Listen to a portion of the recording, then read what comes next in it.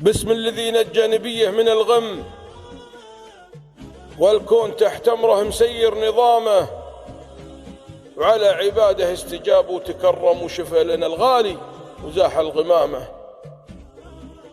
يا أبو خليفة قدر الله وسلم، خليفة الكعب رجع بالسلامة، خليفة بن عبد الله سيف ومحزم، هو محزم إلنا وحنا حزامه، إذا نخيته يفزع بحاضر وتم، أبو الشجاعة والكرم والشهامة، والحمد لله إن خليفة تبسم وعود لنا في ضحكة وابتسامة.